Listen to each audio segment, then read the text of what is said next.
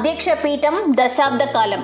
ఉమ్మడి ఆంధ్రప్రదేశ్ రాజకీయాల్లో నారా చంద్రబాబు విషయానికి వస్తే 1978లో 28 ఏళ్ల వయసులో ఎమ్మెల్యేగా ఎన్నికై శాసనసభలో ప్రవేశించాక ఇప్పటి వరకు ఆయన 45 ఏళ్ల సుదీర్ఘ రాజకీయ ప్రస్థానం అత్యంత స్ఫూర్తిదాయకం. 1995లో టీడీపీలో చోటు చేసుకున్న పరిణామాల నేపథ్యంలో సెప్టెంబర్ 1న ఆయన ఉమ్మడి రాష్ట్ర ముఖ్యమంత్రిగా బాధ్యతలు చేపట్టారు.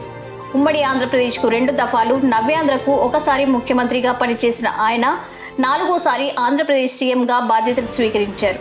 ముఖ్యమంత్రిగా చంద్రబాబు ఉమ్మడి ఆంధ్రప్రదేశ్, నవ్యాంధ్రలకు కొత్త తరహా పాలనను పరిచయం చేశారు. శ్రమదానం, ప్రజల వద్ద పాలన, జన్మభూమి, పచ్చదనం, పరిశుభ్రత, గ్రామీణ మహిళల ఆర్థిక అభ్యున్నతికి డ్వాక్రా సంఘాలు ఏర్పాటు, రైతు బజార్ల ఏర్పాటు వంటి అనేక కార్యక్రమాలను చేపట్టారు. ఆయన స్థాపించిన స్వయం సహాయక సంఘాలు గ్రామీణ పేద మహిళల జీవితాల్లో విప్లవాత్మక మార్పులు తెచ్చాయి. ఇక హైదరాబాద్ అభివృద్ధికి చంద్రబాబు కృషి ఎంతో ఉంది. విజన్ ఉన్న నేతగా పేరున్న చంద్రబాబు ఉమ్మడి ఆంధ్రప్రదేశ్లో దశాబ్ద కాలం పరిపాలనకు శ్రీకారం చుట్టారు. ఆ తర్వాత ఇదే ఉమ్మడి ఆంధ్రప్రదేశ్ని వైఎస్ రాజశేఖర రెడ్డి కూడా దశాబ్ద కాలం పాటు పరిపాలన కొనసాగించారు.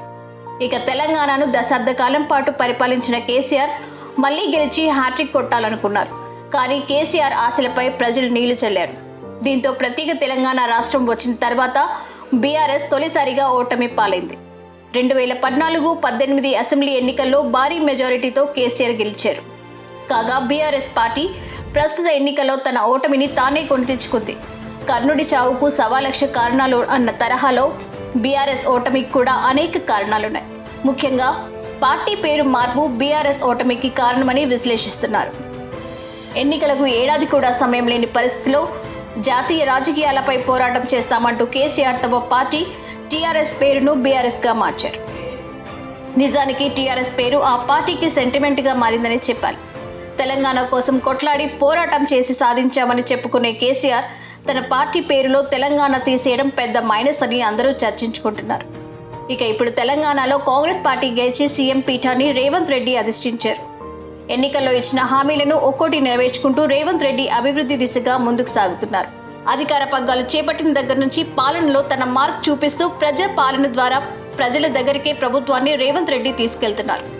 తెలంగాణ ప్రజల అండదండలతో రేవంత్ రెడ్డి కూడా ఆనవాయితీని కొనసాగిస్తూ దశాబ్ద కాలం పాటు సీఎంగా ఉంటాడని రాజకీయ పండితులు చెబుతున్నారు.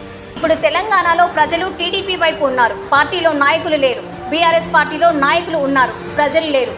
అయితే ఇప్పుడు ఒక బీసీ గౌడ సామాజిక వర్గానికి చెందిన వ్యక్తికి తెలంగాణ టీడీపీ రాష్ట్ర అధ్యక్షుడిగా అవకాశం ఇస్తే మళ్లీ తెలంగాణలో తెలుగుదేశం పార్టీ పుంజుకునే అవకాశం ఉందని రాజకీయ విశ్లేషకులు అంటున్నారు.